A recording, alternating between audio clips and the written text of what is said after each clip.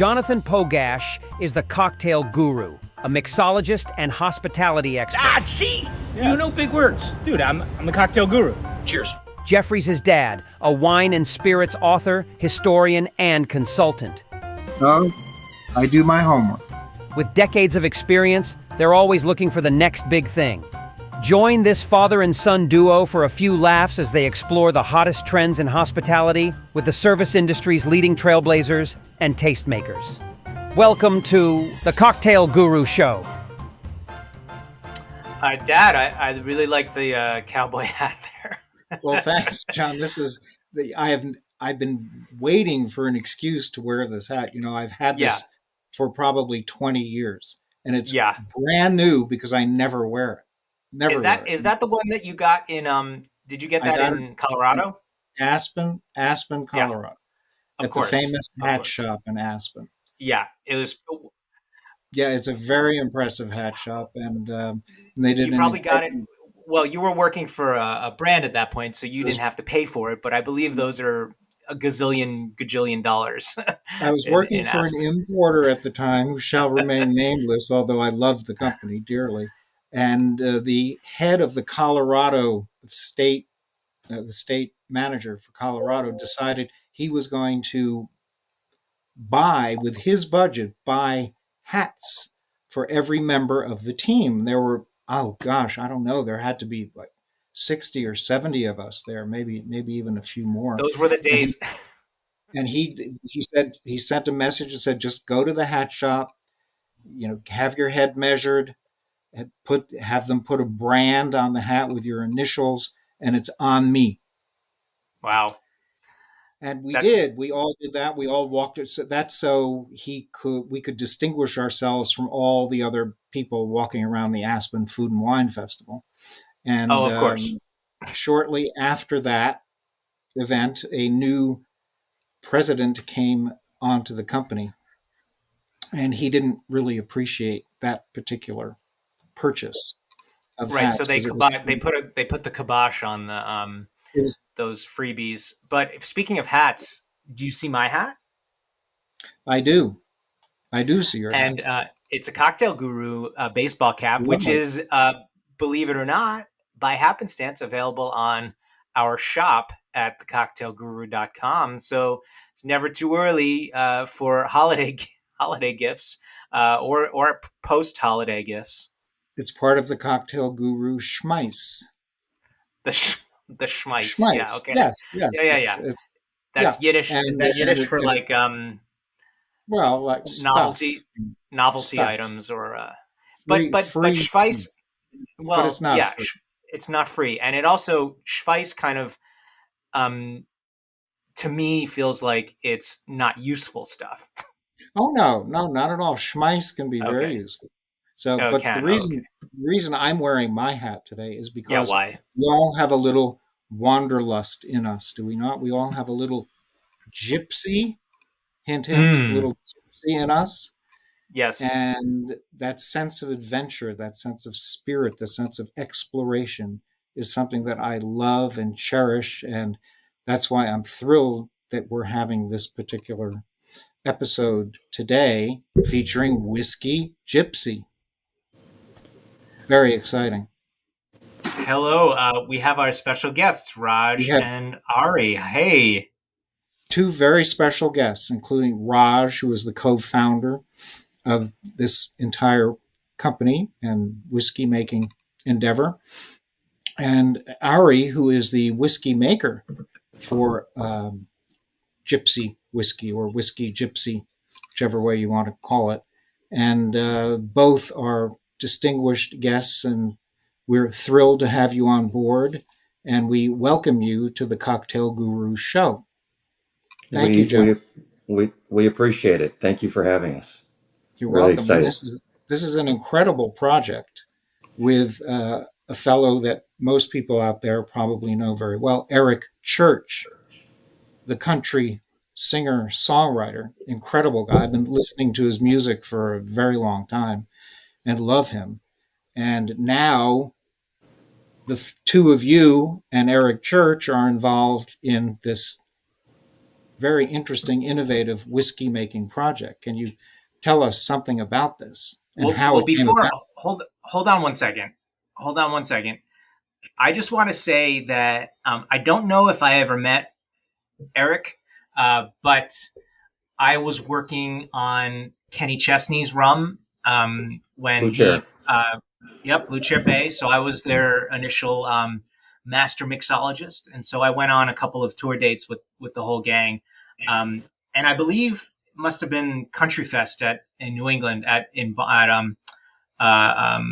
the Patriots Stadium, where I believe Eric Church plays that venue as well. So there's a little connection. That was years ago. That was almost 10 years ago. Well, it's funny you say that. There's actually a connection with Kenny and why we're in this. So I'm happy to tell you how this all started, if that's where you want me to Please. start with. Sure.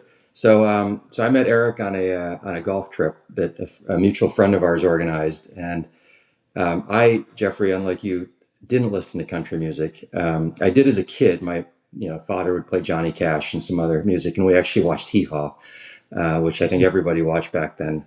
Oh, But yes. for whatever reason, I moved, musical genres. The 80s kind of killed my musical taste, I guess.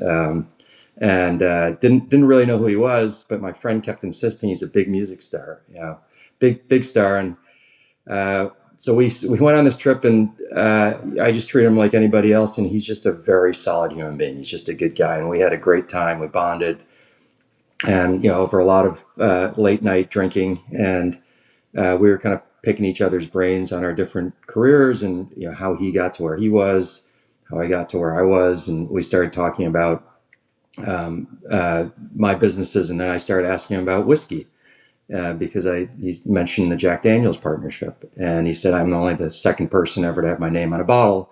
Frank Sinatra was the first, and this is another trip, but I said, well, out of curiosity, did you ever think of doing your own brand? And he said, it's really funny you say that. George Strait and Kenny Chesney keep telling me I should do this.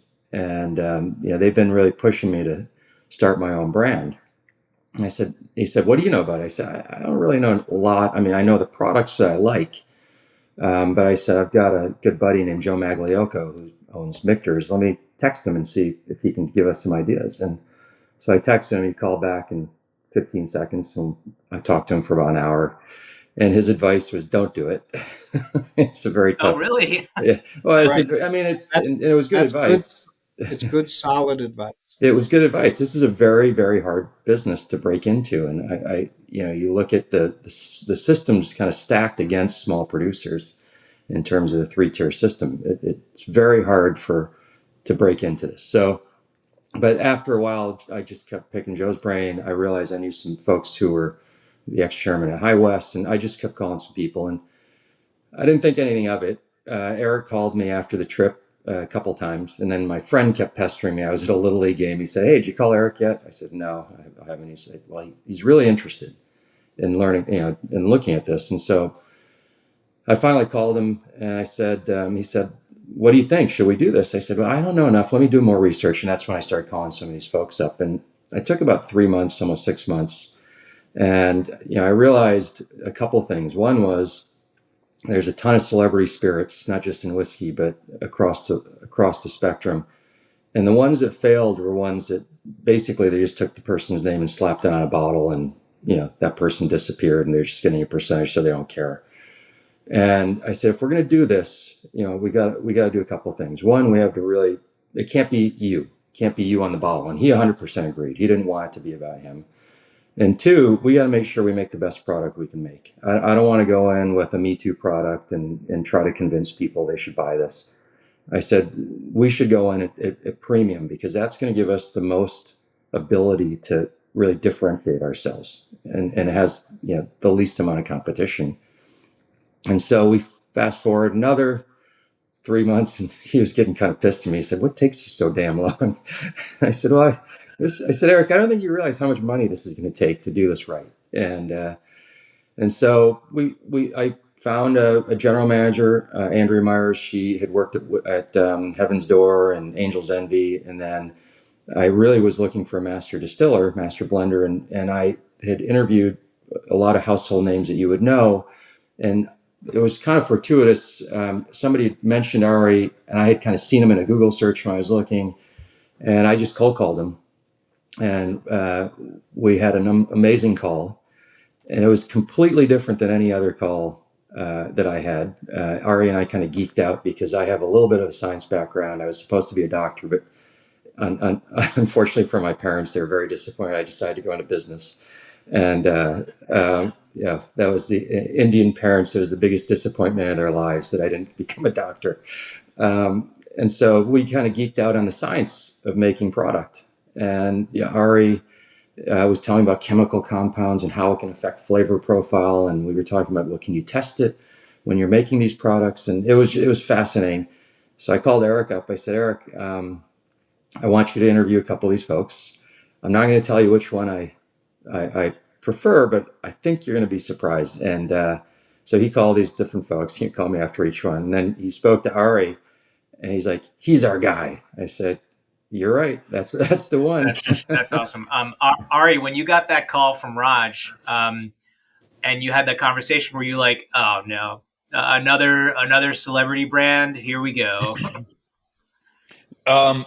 Initially, yes, that was my that was my initial response. I've been in a privileged position where when entrepreneurs have an idea of launching a whiskey brand, sometimes whether they're working with a recruiter or if they're doing their own due diligence to find production partners and whiskey makers, I do on occasion get these calls, and they almost always go the same way. They sort of default to what Raj had said about we've got this celebrity, they have 10 million followers, and we're going to slap their label on a bottle, and that's the concept. And so my knee-jerk reaction always is no, because we have a limited amount of time and bandwidth to make things, to do things, to work with people. I'm very much of the opinion that who we choose to work with in our lives and what we choose to do with our labor is in effect a sacred decision of how we choose to spend our lives. And initially in our conversations with the conversations with Raj and I, and later on with Eric and I, it was very clear that the two of these gentlemen have a different approach to entrepreneurship, to business, and to whiskey making than just about anyone else in the industry. And that is what attracted me. And like I said, usually it's a knee-jerk, no thank you, celebrity brands are not particularly interesting. But their idea was not to come out with a celebrity brand at all. It was to highlight creativity and craft and science and to find the intersection of all of these things. So like Raj said, the initial conversations with him, they had a lot of energy. There was a lot of overlap. We talked about wine. We talked about science. And then Eric is a creative mastermind sort of in general, obviously with music and composition and performance, but also with entrepreneurship and business. So the vibe was correct from the very beginning. And how did that sort of entrepreneurial spirit between the two of you plus Eric kind of bring this into fruition? Raj, after those conversations with Ari, and then Eric said, yeah, Ari's our guy. What were the next steps at that point? Coming up with the concept. And it took a while. I don't know, Ari, it was about 1.5 2 years before we actually launched, from the time we started to the time we finished. We went through a lot of iterations, some pretty crazy ones. If I told you, you would laugh on some of the things, and they were science-based, but we had a whole... like flavored stuff? No, it was actually okay, good. It was actually aging in trucks, and because there's an argument to it, because there's movement, there's heat. You drive, Eric's driving across all over the country. Little diesel penetration. Yeah, we worked on that too, but yeah, there's this whole concept of different climates, and obviously how whiskey gets its flavor and its color is through heat cycling, and what's a better way to have variety and heat than going across the country in different venues. And but anyway, that was one of our many iterations, and what we really I can't remember. I think I was asking Ari about how, why do they put all these grains in the barrel day one and age them at the same time? And, and we were kind of going back and forth, and the light bulb hit with the team where we're like, well, let's just use single grains that are aged separately and blend them after. And then we started going out and buying. Ari has great connections in the whiskey world, and we just started buying a ton of inventory. And again, we're Eric and I are blessed to have the pocketbooks to do this, where a lot of small brands I don't think do. So we were able to go out and just find things that we really liked and just buy it and keep it. So we have a massive library of inventory. So we came up with that concept, and I'll let Ari take it from there in terms of how he put it together, because he really created a winner on that one. Yeah, this actually, in one of the reasons I was so excited that we're talking with the both of you is because Whiskey Gypsy, particularly the Legacy, the international cross-category blended series that we have. You have an Alchemist bottle with you. That's Legacy Volume 2. The first one was called The Journey, and the idea for this product family really came from two sources. It came from Eric's music directly, and it came from my experience working at bars all over the world. So I've been a winemaker in France, and I've also worked with hospitality groups, setting up restaurants, setting up bars, creating bar menus, creating wine lists, and when Raj and I and Eric were having a conversation about the role grains play in mash bills, and mash bills being one of the ways that whiskey consumers seem to categorize a whiskey, it started a conversation about why are you distilling all of the grains together all the time? Why are you aging all of the grains together? There is a different production style in Canada where they do distill the grains separately and then marry them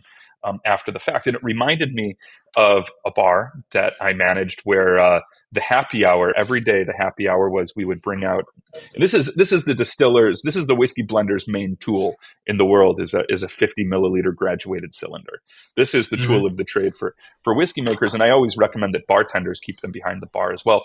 So the happy hour at some of the bars that I managed, where customers could come and sit at the bar, and we'd give them a 50 milliliter graduated cylinder, and they could make whatever blend of whiskeys they wanted from the back bar. They could blend ryes and bourbons and single malts and Japanese together, with the caveat that they had to write down the blend that they made in our bar book and then give flavor notes.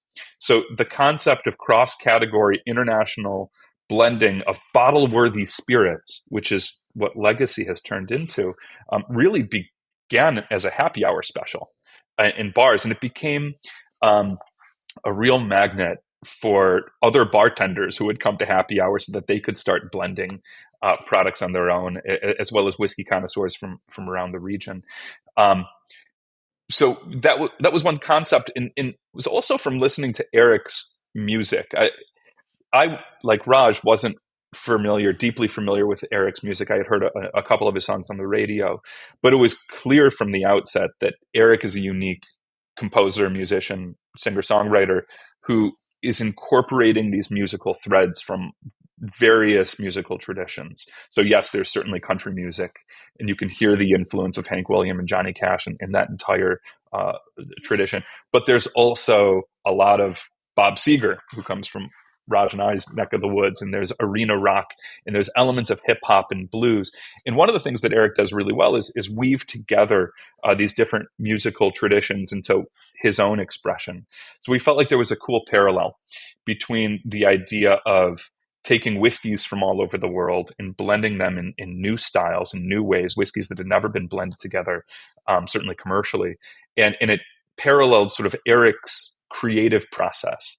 So we were able to link Eric's creative process to our whiskey blending process. And the last step, the last kind of thing that we were having fun with was the Legacy products are all blended in the ratios of classic American whiskey mash bills.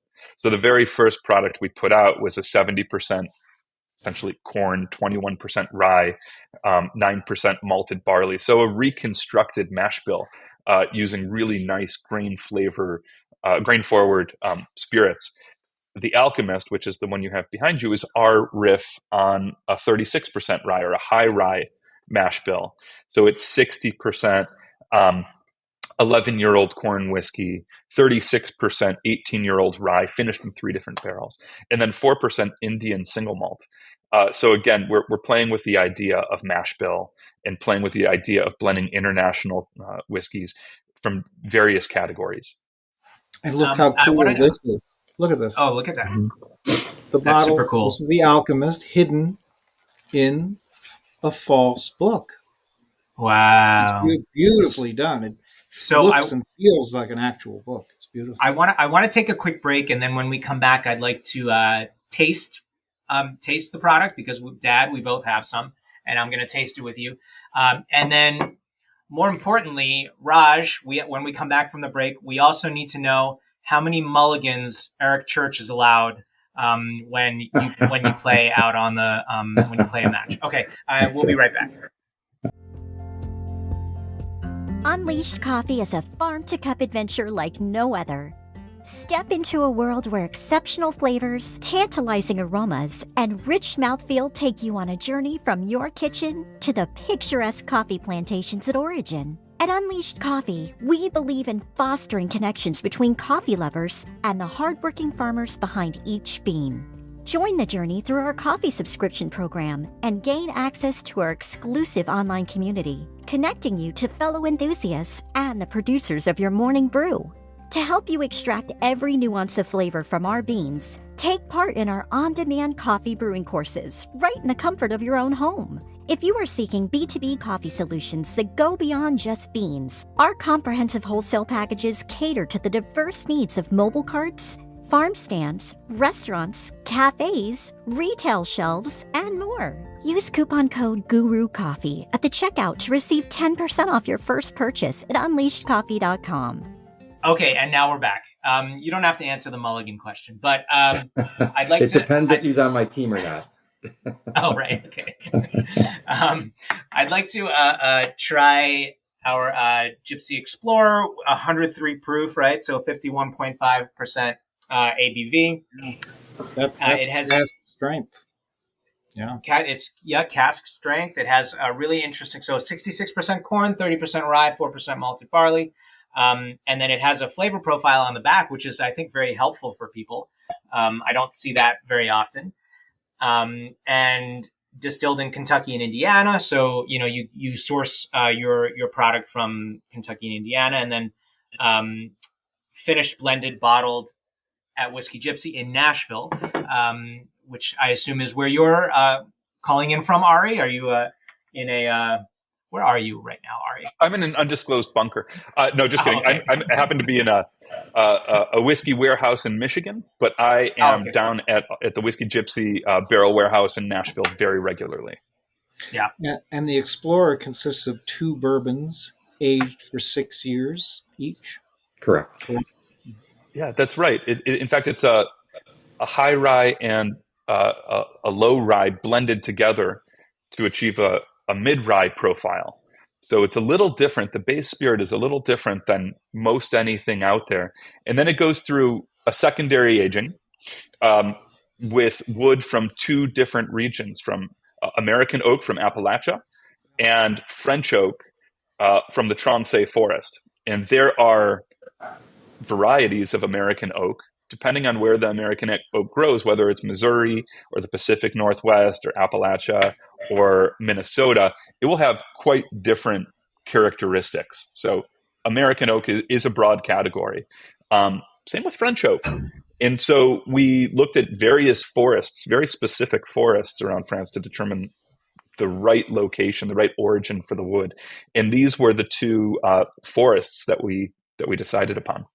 And the American oak comes from North Carolina, correct? That's right. Oak stands in North Carolina. In an area that is close to Eric Church's childhood home? 2 things. Yeah, absolutely. It comes from Eric Church's area, where he still spends half of the year when he's not in Nashville. Appalachia is also in one of the, when we were initially talking about inspirations for the brand in general, one of the things that Eric said he has always been inspired by is the troubadour tradition. The idea of it goes back hundreds and hundreds of years of essentially a new form of poetic expression, which are poets who travel around and compose songs of love and their own life. And the country music tradition and the rock and roll tradition come out of the troubadour tradition. And so for Explorer, which is a series, we have multiple releases within the series, we start with a foundation of fully mature American whiskey. And then our take on wood aging, which is a popular trend that many brands do, but our unique take on it is we become hyper specific about where the woods come from and why we chose woods from those areas. And it always begins with quality. So we're selecting the finest woods to influence the character of the whiskey. But for the first Explorer, we also wanted to honor the troubadour tradition. And so we chose 2 locations that not only have world-class wood, but also tie into the troubadour tradition. So the troubadours initially began hundreds and hundreds of years ago in France, in the Trançais forest, which, if you're a wine person these days, you know the Trançais forest produces the oak barrels for Bordeaux. And to stand up to liquid, to wine of that depth and character, you need oak from a place like the Trançais forest. So we wanted to make sure that we incorporated some of this historic wood that ties back to the origins of the troubadour tradition, but also incorporate wood from the cradle of the troubadour tradition in the United States, which is Appalachia. So this is sort of an old world and new world homage to the troubadour tradition. Well, now we want to talk about the actual whiskeys that we've been discussing. We really need to taste these. Yes, we have been. We have. That's exactly what we've been doing, Dad. Where have you been? Tasting. Okay. Yes, I've tasted it, but what I wanted to know, if I may, Raj, as far as once the juice and the bottle and all of that was created, was there a specific strategy that you were following to bring it to market? And also, how do you want the consumers to consume it versus the trade? All of that stuff. So I'll talk about the tiers of the business and the products, and that's really how I think about it in terms of for the consumer. But we started obviously with Legacy, which was a premium, ultra premium price point, $200. We thought launching Explorer would be a nice way to get more people into the brand, and that's in the 60s. And we have another product coming out in February, I believe, maybe March, which will be even more approachable. They'll be in the 40s. And to me, that's a great way to get a lot of different people into the brand that might not be able to afford the more expensive ones. So that comes out comes out in March, you said, right? Yeah, so we're trying to decide the exact launch, but somewhere around March. That would be good. I'm just thinking from a bar perspective, that as far as the cost goes, and for cocktails, that's definitely more approachable. Yeah, that's right. It was. When we were launching the brand, we knew we'd have a problem on premise because it was too expensive for on premise when you think about their markup. And so Explorer got a little closer, but it's still a little expensive. This next one is going to be a lot easier, and you feel a little guilty blending a $200 bottle. So this one will be made for either drinking straight, because it will be very smooth, and I can let Ari talk about that, or blending. Well, Eric even the drinks, 200. Yeah, sorry, even that $200 one. We did a pop up. We do pop ups across the country. We did one at the Bellagio at their kind of speakeasy called the Vault. And they have sort of a reserve list of cocktails, and they use $200, $300 spirits in their cocktails. So I could see that there. But in I'm Vegas, sorry, yes. Yes, in Vegas, exactly, yeah. But I cut you off. You were just about to say Eric Church drinks. Oh, but Eric, likes drinking whiskey with Coke, and so it's a little difficult to justify drinking, although as an owner you can do it, I guess. But drinking legacy with Coke, it's kind of that's classic. There's a lot. That's classic. Too many flavors in there to dilute it down with Coke. But that's also been featured in lyrics. I'm drinking the whiskey and Coke in the back truck. I don't know. Well, a drink in my hand is one of my favorite songs. Yeah, that's my kids like that song too. They're a little young to like it, but they like it. Right. Also, I did want to say briefly that I've been tasting these quite a bit, and they improve dramatically with aeration. Just wanted to mention that. It's funny you say that, Ari. You should talk about that, because as a novice relative to Ari, I pointed that out to him. I said, Ari, this is fascinating. I tried it over, 30 seconds, 5 minutes, 10 minutes. Yeah. And why is that? And Ari can explain. I was fascinated by his explanation for it. Yeah, these are complex whiskeys, especially Legacy with the 3 different 10-plus-year-old components. Benefits from aeration in the same way that a wine that may have been in a bottle for 10 years or more also benefits from aeration. There's chemical changes that happen when oxygen is introduced into this liquid, especially when there's as many different compounds floating around like in this blend.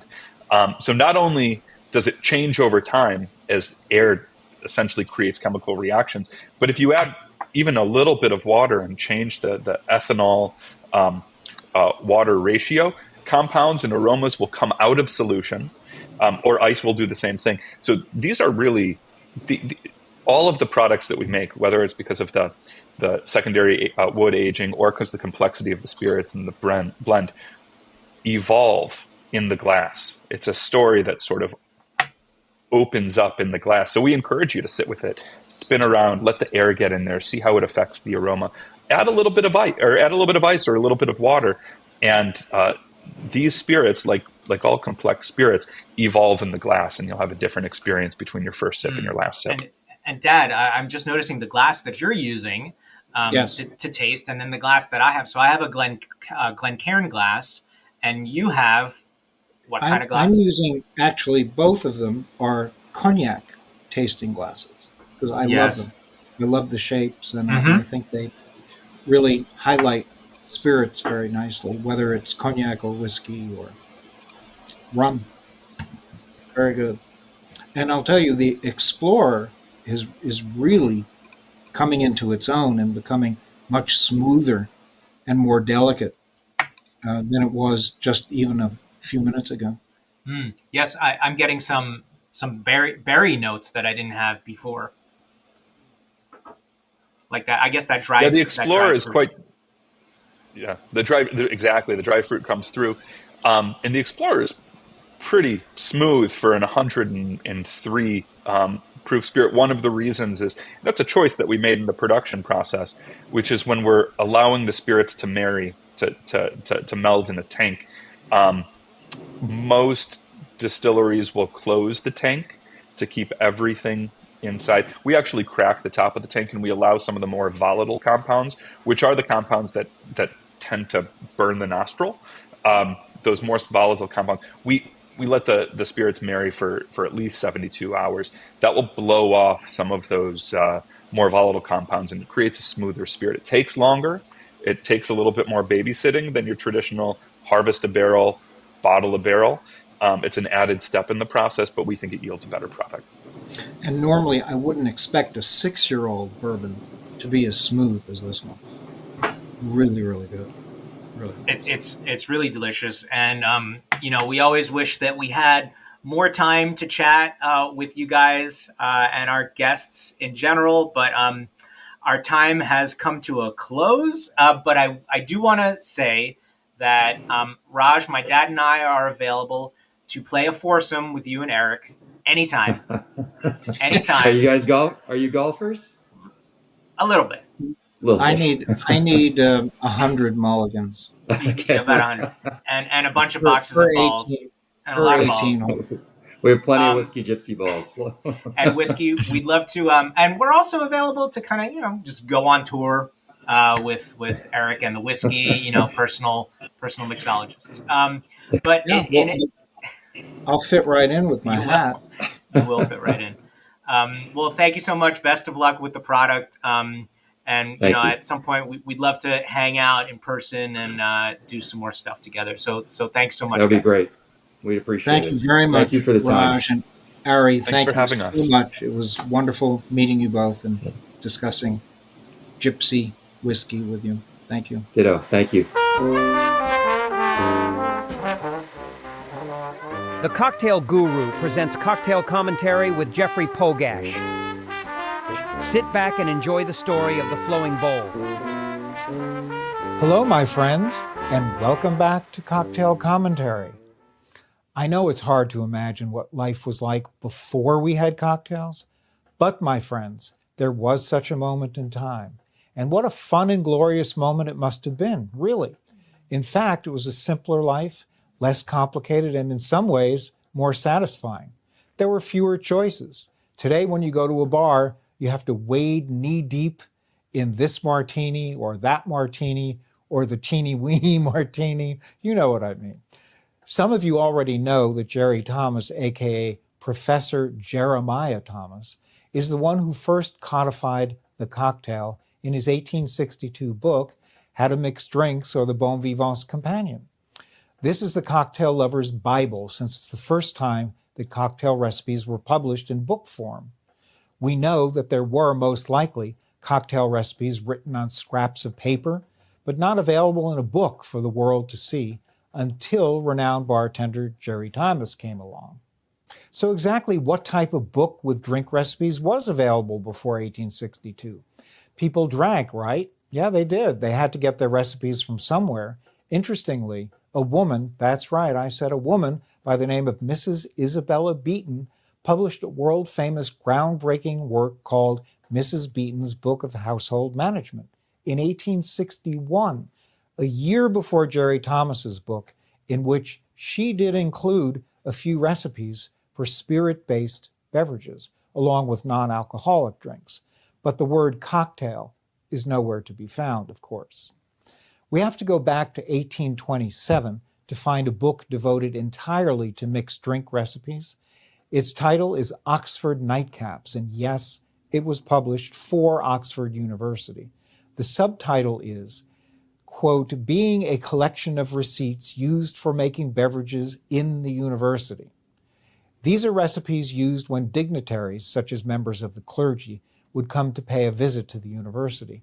Fittingly enough, the first recipe in the book is called Bishop, which is a hot spiced wine. But it appears that the students at Oxford enjoyed their nightcaps as well and were quite discriminating in their drinking habits. It is to be presumed that some of these recipes came from the students themselves. The beverage that dominates the book is one that permeated British society at that time. Punch. That's right, before there were cocktails, there was punch. It just so happens that the first written reference to punch was in 1632. That's how far back it goes, more than 200 years before the word cocktail entered our vocabulary. Punch at this time was a highfalutin drink. Yeah, it was considered fancy and ceremonial. Punch making was a ritual among upper-class British gents. I'm not talking about the punch from my youth made with Yago, sangria, Kool-Aid, and a hefty dose of ginger ale. Nope, not that kind. The punch drinks found in Oxford nightcaps are proper punches. They were made with the finest ingredients, the best rum or the best brandy, probably from the Cognac region of France rather than generic brandy. For centuries, English gentlemen bonded over the flowing bowl, as it was known, and passed down the art of punch making from one generation to the next. So what exactly was this phenomenon known as punch? Allow me to quote a little ditty from the aforementioned Oxford nightcaps. Whene'er a bowl of punch we make, four striking opposites we take, the strong, the small, the sharp, the sweet, together mixed most kindly meet. And when they happily unite, the bowl is pregnant with delight. I bet you didn't think that you'd be learning about pregnant bowls in this episode, but here we have it, a punch bowl that is so full of deliciousness that it squeals with delight, making all who partake of it very happy indeed. The word punch most likely derives from the Hindu word for the number 5, panch, or the Persian word punj. Why the number 5? Simple. It takes 5 ingredients to make a proper punch. Brandy or rum were the usual spirits, along with citrus juice, lemons or oranges, sugar, water, and a spice. Since India or possibly Pakistan appears to be the birthplace of punch, it is highly probable that tea was the required spice. And voila, we have the 5 essential components of a punch. In the American colonies, punch was a very popular drink, and it flowed liberally. At one community meeting in New England in the year 1785, 80 men attended and consumed 30 bowls of punch before the meeting and 40 more bowls that evening during dinner. Eventually, colonial wives banded together to put a stop to these raucous events, but the punch bowl remained an effective tool of persuasion at the polls on election day. You know, the philosophy was if you ply the voter with punch, he might be convinced to vote for the candidate of your choice.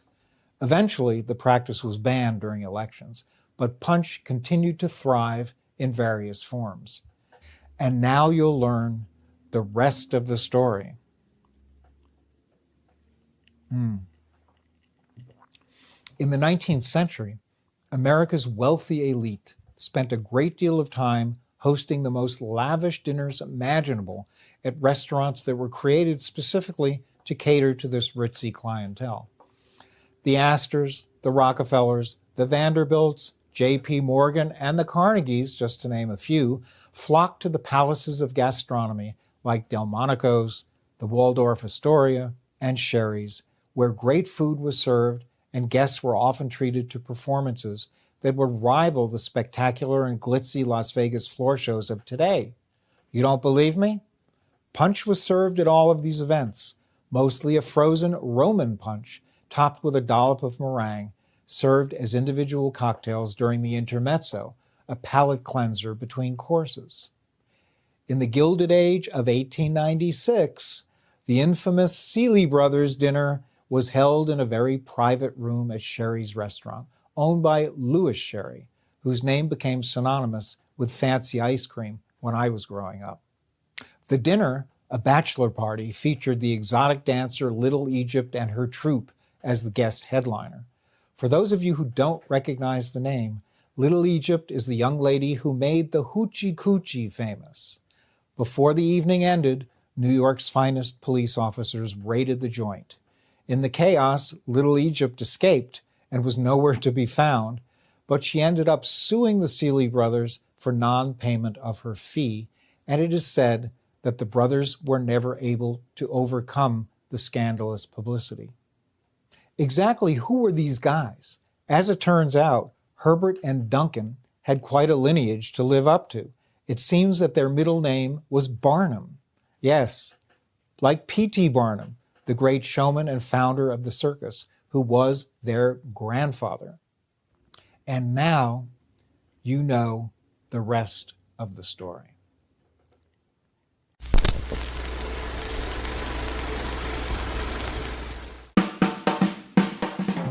That's a wrap. If you enjoy what we do, please rate, review, and subscribe to the show and our newsletter. To watch or listen to today's episode or to see the show notes, visit thecocktailgurushow.com. You can also follow us on Facebook, YouTube, X, Instagram, or TikTok. The Cocktail Guru Show is produced by First Reel Entertainment and is available via YouTube, Spotify, Zencaster, Apple, Amazon, EatsDrinksTV.com, Galaxy Global on Comcast, and wherever you enjoy your favorite shows.